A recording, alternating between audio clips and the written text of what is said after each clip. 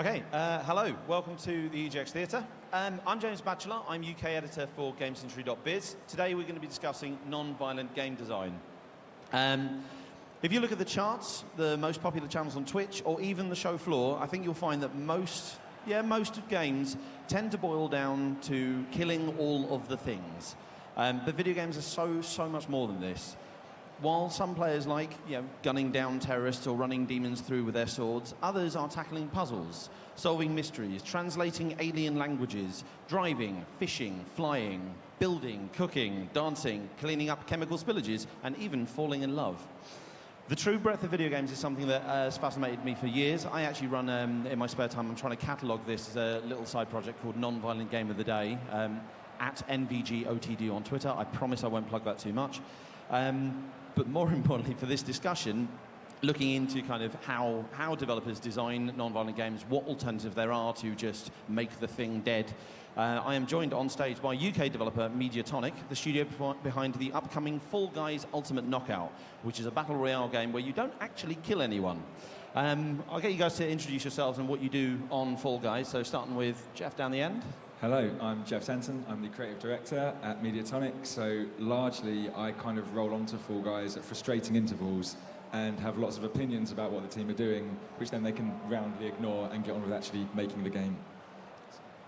My name's Amy Pearson. I'm a lead artist on Fall Guys, which responsibility for characters, environments, and things like that. I'm Rob Jackson. I am also a lead artist on Fall Guys, and I do the same as Amy. Hey, I'm Joe Walsh. I'm the lead game designer on Fall Guys. So most of my job is making them fall over in variously entertaining ways. That's pretty much it. I'll tell you what, before we start doing the hard questions, like just a little summary of what Fall Guys is, because I realise that I've kind of very much kind of like diluted that in my intro. So Jeff or Joe, maybe? I'm going to hand that to Joe, because he's just come off of PAX, where he's probably said it about 1 million times in a row. So basically Fall Guys, we started calling it like a battle royale game initially, but we kind of started calling it party royale a little bit. It's a way of sidestepping. But basically Fall Guys is the idea of basically making a huge game show. So rather than having direct PvP, the game is much more focused on like PvE, or like if you've seen Takeshi's Castle, for example, or Total Wipeout, kind of like slapstick, humorous, wholesome comedy. And the character design especially is kind of like really built towards characters that they don't look like they're even inflicting pain on each other or anything like that. Like I think we tried to imbue the game as much like positivity and celebration as possible. They're meant to look like they would bounce if they fell off anything, yeah. So before we talk about non-violence, I guess it's probably better to get an idea of what we class as violence. So for my blog, I count violence as any game where the player is compelled to or required to harm another living thing. So shooters, obviously, but even like hunting games, survival games where you have to kill a rabbit to eat it, that's a form of violence. Mario bashing a Goomba's head in with his boot, that's violence. What do you guys consider violent in games? We actually discussed before coming on this panel and decided this was the worst question we could be asked, because there's so many different ways you can draw the line. Because obviously by that definition, Pokemon is probably one of the most violent games ever created. And rightly so. Absolutely, that's not on my list. I think like my definition falls. I think it's difficult to say there's like one broad tick the box that's a violent game, but I think it's a combination of things. One of them would obviously be reward, like the only way the player can complete the game or move through the experience is by the death of others, or the elimination or mutilation of others. But I think there's shades of grey in that as well. There are some games where I would say, does it glorify the violence in some way? Is it gratuitous? Are there elements of skill, like headshots, which reward the player for doing violence in a certain ways? I think all of these kind of add up to like a tick box in our heads where we can look at something and go, that is an inherently violent game, would be my thing. Yeah, I think I was thinking about it a bit, and I think it's like, for me, it's anything where I'm making someone else's day worse in some kind of way. Like, that's a great definition. Just like, it could be violence in terms of like beating someone up or whatever, but even like destruction, there's someone who has to clear that stuff up, once you're finished. And I think that when we look at doing things that are non-violent, it's like you can look at a lot of like things that are positive, whether it's like building or managing or solving things. Like I think that that goes a long way to me when I think about like what do I want to do when I want to design a game that isn't focused around violence, and also like not celebrating the fact that there's violence in the game is a big part of it as well. Yeah, I think some of the reaction to it is entirely personal as well. So what different people might class as a really violent game can have, as you say, like grey areas there, but it's also quite personal. I find games quite interesting where there is not necessarily like violence immediately asked of the player for success, but that then becomes something that's required later on, and that almost makes it worse as an experience when you have to go through that to achieve something. But it's quite an interesting dynamic in a game. Because I'd separate it from games, and at the risk of sounding like a dictionary, it's like violence would be inflicting harm upon an entity, whether physical or mental. So I would say destruction of some intentional harm, like accidental harm, grey area. Intentional harm is like that's violence. Fair enough. So what's the appeal then for a developer of making a game that doesn't center around however you class violence? Because a developer once told me, I can remember who it was, but a developer once told me, like, since Space Invaders, it's the easiest thing to make a pixel fire another pixel at another pixel and make that pixel disappear. That is the easiest way to make a exciting core gameplay loop that people instantly get and play. What's the alternative to that, I guess, and what's the appeal of that for a developer to try and do something different? I think like a big part of it is when we're looking at like the situations which your games are going to be enjoyed, for example. And I think that it always frustrates me when you see parents and kids disagreeing on the types of things they should be playing. Like I think that's always going to be a natural disagreement. Like kids don't want to do what their parents want them to do. But it's been so lovely with Fall Guys to see like parents queuing up to play the game at conventions that we've done recently, and like that shared experience of bringing people closer together are something that I think with a lot of Mediatonic games we've like looked at doing, and I think it's just something really lovely about designing games which are going to like form bonds between like potentially like younger people and their families that aren't always there. So I think that for me is a big benefit.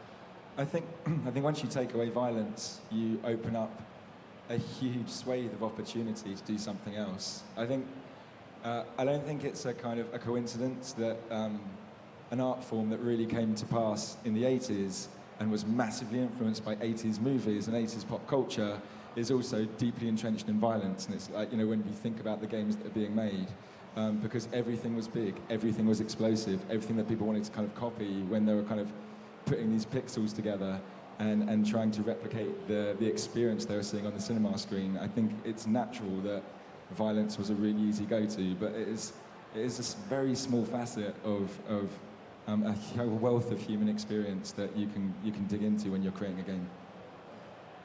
And I think thinking about like the really early examples, like the Space Invaders as well, is kind of drawing on one area too, because like loops for puzzle games, for example, will have been old, if not ancient, and kind of bringing those in is a very different way to approach it too. There's lots to draw on there in terms of something simple and like different ideas and stuff. Well, the first commercial video game, Pong, that's not violent. That's just a quiet game of tennis. So. We don't know what happens to the ball after it goes past the bat, so we can't say. No, I was going to say though, because my first ever console was, a set-top box. It had Pong. It had basketball, which was Pong with one player. It had football, which was Pong. But it's like Rob, are you older than me? Probably. But that was, so they were, when you take away violence, you still have competition. And that's just as big of a draw for playing, I think, than anything else.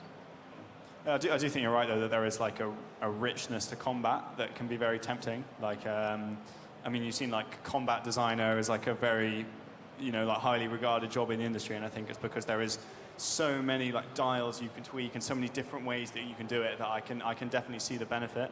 But it's equally rewarding to kind of try and skew away from it and see what else you can do. Yeah, and I think it's important. We're not up here kind of on a high horse at all. Violence in video games can be incredibly exciting and well executed and super fun. It is a very obvious power trip to indulge in. This is definitely us talking about like other things we can indulge, other power trips you can tap into, and not looking down on violence inherently, for sure. Absolutely, no, I'm much the same. Like, I enjoy an action game, a shooter, as much. But it's interesting to look at how broad video games can be when you go beyond that. So let's talk about kind of specific examples then. Like obviously you mentioned puzzles. Puzzle can be an interesting game loop that isn't inherently based on combat or violence. Sports, racing, those are obvious. Like when I'm doing my blog, I try to mix it up so I'm not just doing like a week of match threes. And there is a big range out there, but also there are so many examples of certain loops that it can be difficult not to repeat yourself. Like, so many damn match threes, for example. Like, what are the non-violent game loops that particularly interest you? Like that you think, that's an interesting way of building a game around this interaction. I think I always quite like to start with like wish fulfillment or something. Like what is there, like what is a job that I wish I could do that I can't do? What is there, like some sort of weird like fantastical thing, whether it's like menial tasks or like relationship based stuff or puzzles or whatever. And I think trying to start from that point is always a really good starting point. Like just what is there that I can't do in my current state that I want to? And I think that's maybe weirdly why combat is so popular, is because like you can do things where you can try again if you get it wrong.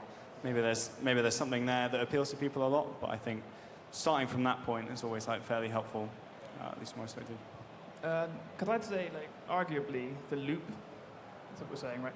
In those games, it's not necessarily the shooting, it's the what happens next. It's like, let's say you're playing Destiny. You care much more about the gear you're getting and the your progress than you do about the shooting. I do anyway. So like you take that out, and then you have, what are you gaining instead? You can gain knowledge. So like something like Outer Wilds, when you're kind of exploring constantly, and it's the same loop. You're just not killing anyone. The progress is just like the skills you learn, the knowledge you've gained. It's like it's the stories we learn along the way. So. That's really interesting, because I was going to say that when you talk about interactions between people, like you can base games around different kinds of interactions, and if you had, say, knowledge as you're on loot in a game, how do you interact? Where is the success point on that? To presumably you might not have to kill them to get that knowledge. It might just be a completely different kind of purpose in the game. Yeah, I mean, Joe, you talked about wish fulfillment, and I think Stardew Valley is like a perfect example of. I think a lot of us are millennials in the room, apologies for those who aren't, but the idea of being homeowners and having a farm and having time to kind of live this idyllic lifestyle is the greatest of wish fulfillments. It's like, it's back in the 80s, it was, man, I wish I could be a robot with a giant shotgun, and now it's like, man, I wish I could have a dog and a really kind of like quiet, idyllic life. So I think wish fulfillment is a massive part of it, and you can touch into that. And for something like Stardew Valley, the loop just becomes aspirational, which actually touches into what both of you are saying. Like, my aspiration is I want a slightly better farmhouse, so I want to grow slightly more varied crops, and you can move through that again and again and again. What have you guys done with Fall Guys in terms of gameplay loops? So like I was lucky enough to come and play it with you guys about 6 months ago, and we tried some of the mini games, and so some of them are about traversal. You have to get from this point to the other point, to the end point before everyone else. There was a game of tag where I think you guys, like 50 players have got tails, 50 don't have tails. So it's just almost a playground game. Like what other? I realise you can't talk about all the different games you've got in there. But like, what other kind of ideas have you built around in Fall Guys? I think a big one is so Fall Guys is up to 100 people all doing something at the same time. And one of the things that we found really fun is like tapping into that like weird hive mind Twitch plays Pokemon thing, where a lot of people have to agree or disagree on something very quickly in order to make progress. So like looking at things like physics obstacle courses have been a big thing. Like, you need to split perfectly down the middle to balance this thing and run across like a series of seesaws. And that like small community, rapid like decision making has been like a big thing. Because I think it would be easy with Fall Guys for us to just make 50 obstacle courses and just focus on like getting hit as hard as you can and like ragdolling the character a lot. But I think as we've developed it, the more fun stuff has come from like how do we get these people to like agree or disagree or like, briefly work together in order to achieve a goal, even if ultimately you're going to screw everyone over and one person's going to win in the end. Yeah, totally. One of the early design pillars of Fall Guys was that as much as possible, we, the creator of these obstacle courses or stages, should not be like Jigsaw in Saw, you know, like setting up awful things to frustrate the players. Like the best possible moments come when the players can just look around at each other and know that the reason that they are all now tumbling into a pit is because they did not work together or they did not think about it the right way. If we can find those moments, then we're doing something really cool. Is there even demand, or how much demand do you think there is out there for these non-violent games? Because again, like I said in the beginning, the most popular games, the biggest selling games, are often centered around violence. Fortnite, I would argue, wouldn't be as popular if the goal was to high-five 99 people before the storming closes. Like We don't know that. I'd love to see that. I'd love to see someone do that. Like the Fortnite Five Night. That's awful. That's why I'm not in game design. But is there enough demand for it? Is there an expectation that there will be an element of combat in a game to make it exciting? I ask that because some of the games I've done on the blog, or wanted to do on the blog, there was I think it's a game called Jim is Moving Out. And the game is two people playing little blobs that are working together to kind of balance a house across a salt course because they're trying to move a house without, you know, like move the whole house rather than just taking the possessions out. I thought, brilliant, perfect. Looked it up, and there's a death match where you try and knock out the other players. Like, why? Why is that there? I Love You, Colonel Sanders, the weird KFC dating simulator, has a boss fight in it. Why? There's a lot of questions. Sorry, we should do a whole different panel on the Colonel Sanders thing. Because we did a Toful Boyfriend. Well, we did the re-release of a Toful Boyfriend with Hato Ma. So, yeah, we're intimately attached to kind of dating simulators. I think the general in the studio, the Colonel Sanders has been pretty well received. I'm not. I haven't played Colonel Sanders. I'm saying nothing against Colonel Sanders. It's just weird that it exists. And there is I'm going to get into the questions. I'm going to ask you afterwards how the death match works. But that's I think it's one of those things. I was like looking at Twitch this morning, and it is like probably the top 20 games I would imagine are violent, with the exception of maybe FIFA. And I think it is one of those things where it can be easy to mistake like the loudest communities for the ones which are the largest. And I think that maybe non-violent or more like passive games tend to be maybe like single player or something, and they don't have that same following. They don't have that same community that are like arguing over what's overpowered or what's underpowered. But I think that I would imagine if you looked at, someone should do this, but I imagine there are a lot more non-violent video games released each year than violent ones. It's just that they tend to pass under the radar. Certainly when you bring mobile into account, Candy Crush. There's nothing violent about Candy Crush. A few people play that game. So there is an audience out there, I guess. It's done quite well for itself, yes. Yeah, I think I looked at, kind of anticipating this question, I looked at like top-selling ever games. And you've got Mario Kart up there, and I don't think Mario Kart is violent. Is firing a shell at someone violent? Firing a shell at someone is violent because that's a violent act. I can feel pretty violent when I'm playing Mario. When you consider that the shell used to be a living, breathing Koopa, yeah. What happened to that Koopa? We've just finished a 2-day game jam at the studio, and out of like 25 teams, I would estimate maybe 5 games had combat in them, possibly. And even then, it was a kind of a loose thing. There's so much, there's so much breadth of ideas and like gameplay elements. Like you don't need it, and like we don't focus on that, and we don't see it as our primary design choice. So like, I don't know. Maybe I'm just with the wrong people. Maybe coming back to I'm going to attempt to answer your original question now, which I know is wild. But if developers are putting these modes in, I don't think they're doing it because they feel that this game will not be a success unless there is some kind of violence. I think it's just devs mucking about and thinking, oh, this is actually quite fun. We'll put it in. I'm not sure if people initially set out to I'm going to create a non-violent game, and then when they do, I think it's very clear that they've set out to do that. So yeah, I don't think it's a conscious decision. Like I have to put violence in to make this a sellable thing. Going back to our concepts for like a non-violent game loop, how do you make them engaging, fun, but not repetitive. I ask this because I've met a couple of developers over the years who they're trying to make a non-violent RPG. So there's no combat in an RPG. But in my mind, and I'm sure I'm wrong on this, non-violent RPG sounds like a lot of fetch quests. Are you asking us to redesign a non-violent RPG on Yes, stage? go now. All right, cool. So, conversation is the other like massive. So, okay, yeah, non-violent RPG. Anyone here who plays D&D or any kind of tabletop will know that most people get really bored at the battles. You know, there's the dice rolling, there's the people at the wrong side of the thing. That like everyone forgets the rules, everyone forgets what weapon they've got or their abilities or what they can do, unless you're very good at it.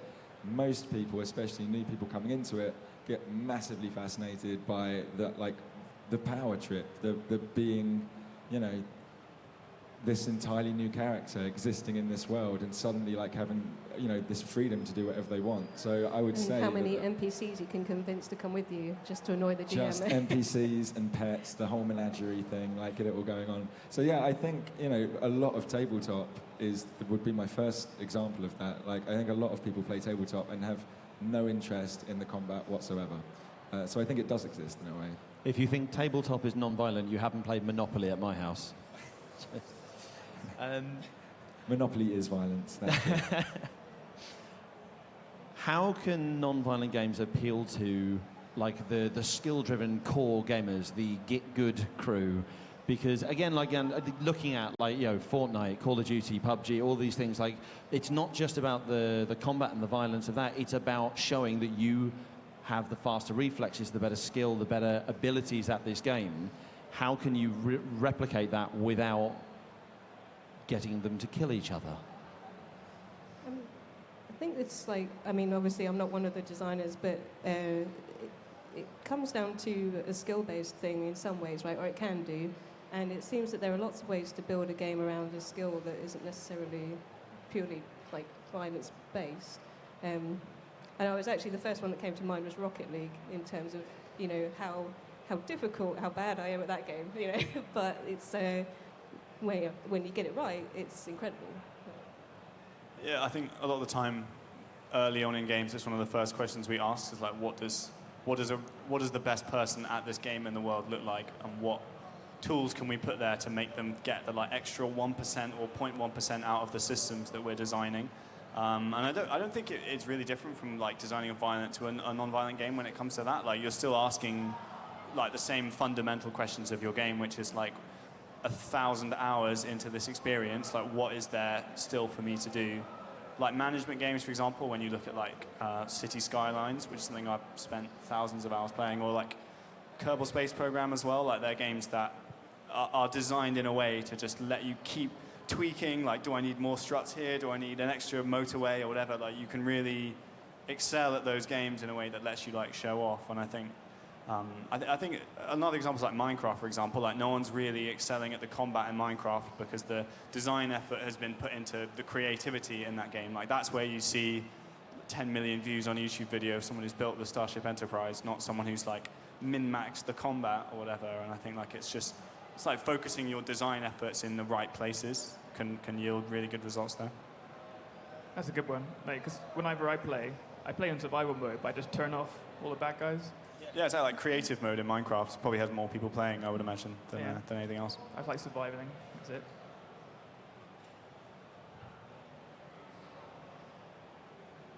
Any examples of games that you particularly like? Because we're gonna go through a few examples of games that we particularly like that are non-violent. We're then gonna open up to questions if anyone has any. But yeah, any examples of non-violent games that you have either enjoyed or are on the radar and you're looking forward to coming out?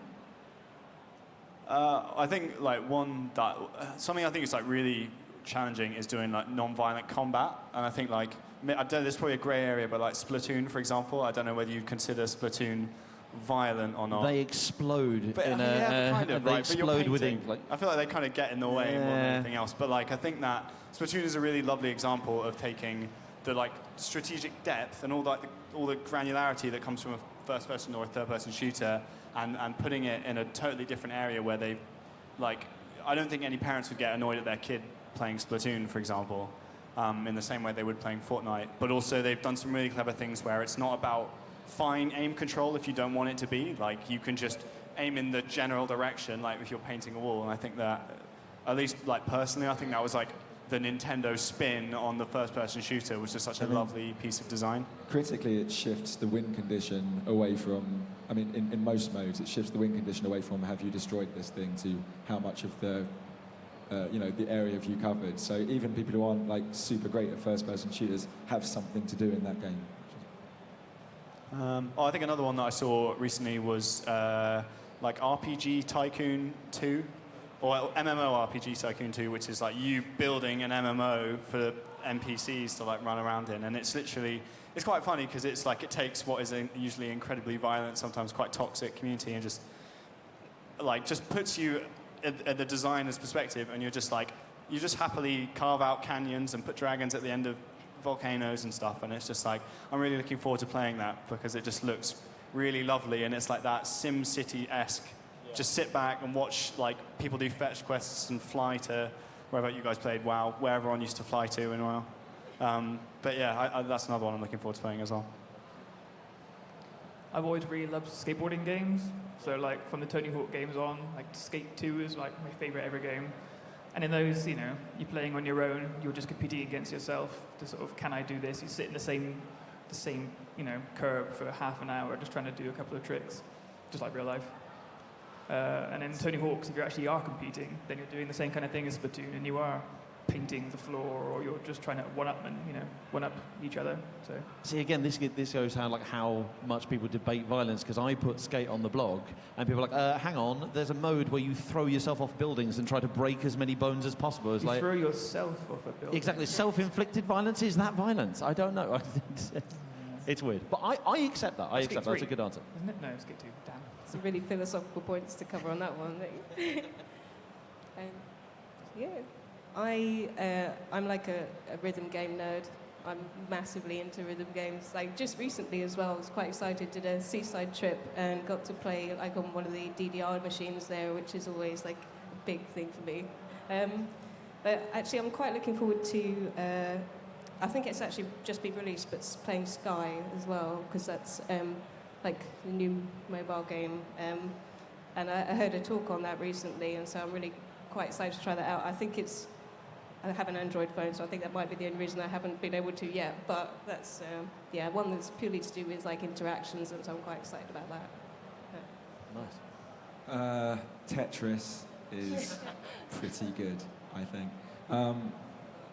I think has enough time passed that you're allowed to use Gone Home as an example, and it doesn't look like you're just talking about Gone Home. I think we're safe on that point, yes. And it was the first like walking simulator, I've obviously defined the genre in a lot of ways, and I think it's been done in a whole bunch of different ways, potentially better, and that's up for debate, but for me that was the first game I played where I realised no one was forcing me to kind of like think about violence or do violence in any way whatsoever, and I was just existing in a space and exploring, and I really appreciated that, so yeah, Gone Home.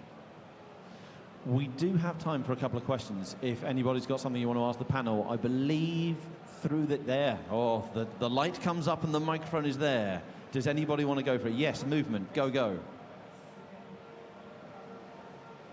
Yep. Oh, hello. Just had a thought about the... Damn, I just forgot. How do I say this? Maybe... Oh, conversations, that's it. At the moment, most of the design and tree design, you say something, they bring out something else, and you get a set of new things. Is there some way which possibly this can be improved, maybe a different design setup like that? I'm so sorry, can you go a little closer to the mic? Yeah. Oh, right. Yeah, shall I repeat the whole question then? If you don't mind.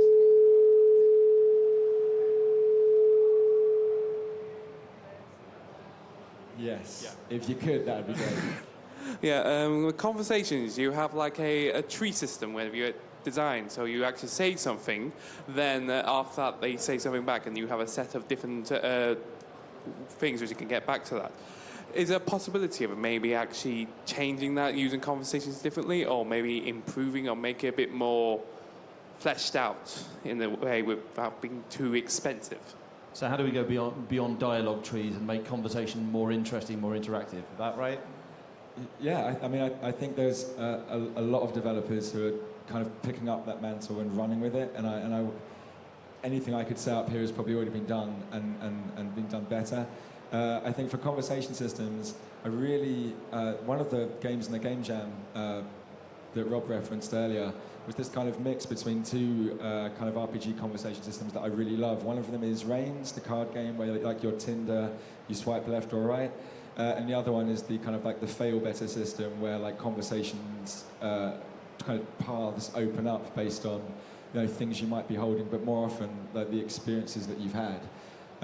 And yeah, like one of the Game Jam games I played yesterday kind of added more cards based on the experience that you were still dealing with in a range system, which I found super compelling, and it feels like we've just kind of like at the tip of the iceberg on that one. So yeah, I think it's always worth exploring, and there's a lot of give there.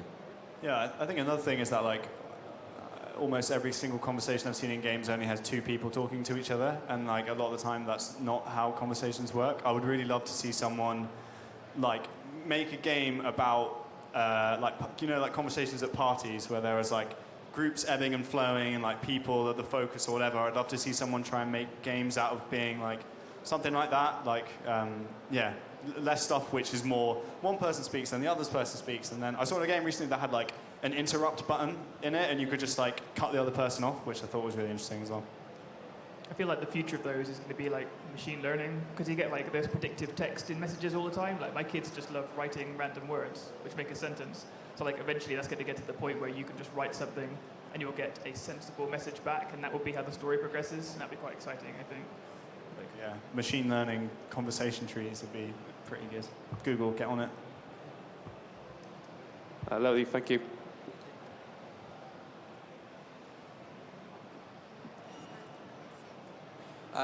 So at the moment I'm looking to do like a atmospheric horror type game in a student project, and one thing that we came up with is we didn't want combat in the game, but we still want to make that scary element with like the what would be the enemies. So how would you recommend going around that to try and like avoid violence and combat actually in the game, but still have the horror element? I've got an answer.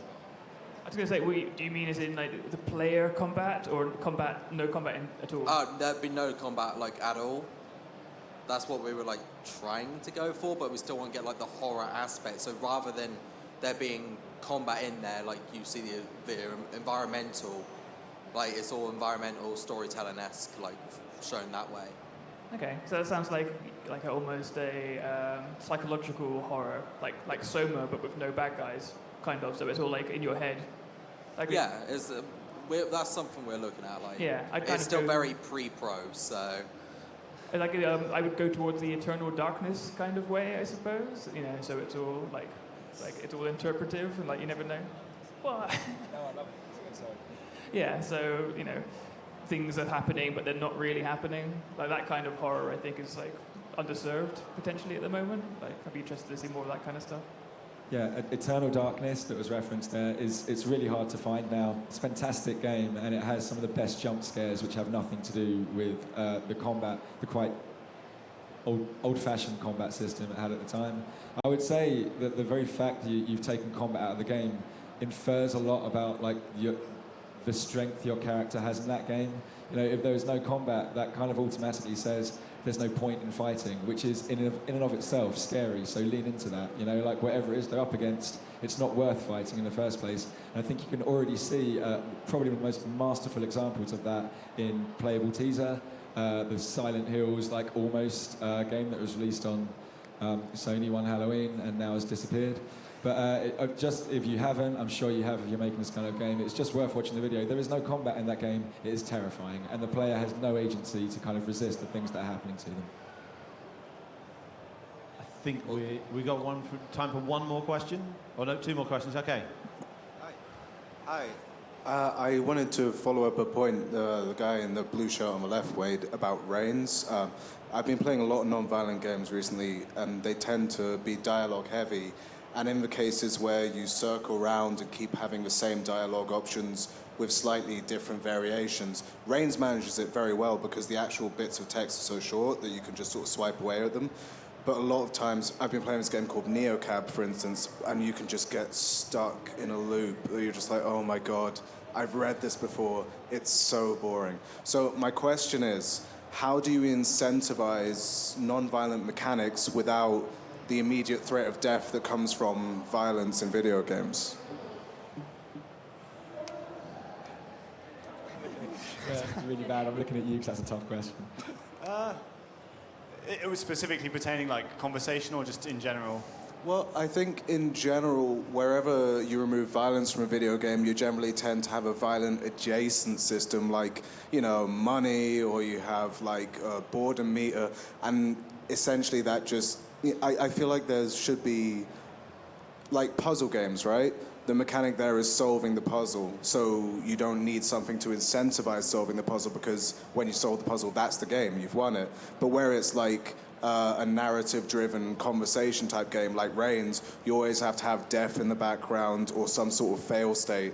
And a lot of the times I feel, I mean, I'm saying this as someone who plays a lot of games, but I feel like it's just not challenging enough a lot of the time when you have money incentives. So like Neocab, right? I played it through once, I got the good ending, I had full health, full everything, you know. Yeah. I'm saying, how do you make it more challenging? I think it's like a very familiar feeling that people get used to now when playing games, that like that weird loop of dying and restarting. I think it's trying to avoid that, and I think like maybe finding things that don't require death, to like things that go beyond that, I think would be really interesting. But yeah, that's a hard one. Yeah, sorry. I haven't figured it out. We've got time for one more quick question and hopefully a quick answer. Hi there. So my question is that violence, well, not violence, but combat in video games in design language is usually used as a presentation of adversity and overcoming of adversity. So is it possible to design combat without violence? Is that even possible? And if so, how would you go about it? Or to just capture that same kind of expression of overcoming of adversity? Yeah, I think like sport is a good place to start. That feels like it's close, like it's that, you know, a lot of like war games kind of start to like breach that similar area, and you see a lot of links between like strategy in military stuff. Like I like how like lots of companies or lots of, you know, basketball players start reading The Art of War and things like that. So I think that sport is generally a good place to start. I would say, and I'm going to wrap it up on this, and I'm sorry because it's super cynical, Fall Guys Ultimate Knockout, coming out in 2020, is the perfect example of a game where you must overcome adversity and no one dies at all. So that would be my answer. And before he expands on his advertising pitch, thank you very much for joining us, and please thank my panel.